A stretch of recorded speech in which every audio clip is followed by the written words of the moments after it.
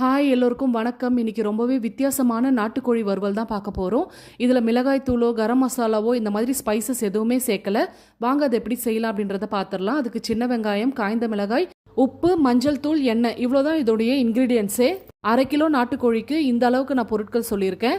நீங்கள் எடுக்கிற கறியை பொறுத்து கூட குறைய சேர்த்துக்கணும்.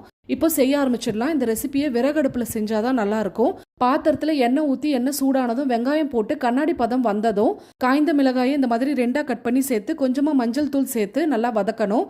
வெங்காயம் நல்லா வதங்கினதும் க்ளீன் பண்ணி வச்சிருக்க நாட்டுக்கோழியை சேர்த்து நல்லா மிக்ஸ் பண்ணி விடணும். இந்த ரெசிபியை சேலம்ல இருக்க என் அத்தை எனக்கு சொல்லி கொடுத்தது. அவங்க மாமியார் அவங்களுக்கு சொல்லி கொடுத்துருக்காங்க. அதை என் கூட ஷேர் பண்ணியிருந்தாங்க. நாங்கள் நாட்டுக்கோழி எடுக்கும் போதெல்லாம் இந்த மாதிரி கொஞ்சம் செஞ்சு சாப்பிடுவோம். இன்னைக்கு இந்த ரெசிபியை உங்க கூட ஷேர் பண்ணிக்கிறதுல ரொம்பவே ஹாப்பி.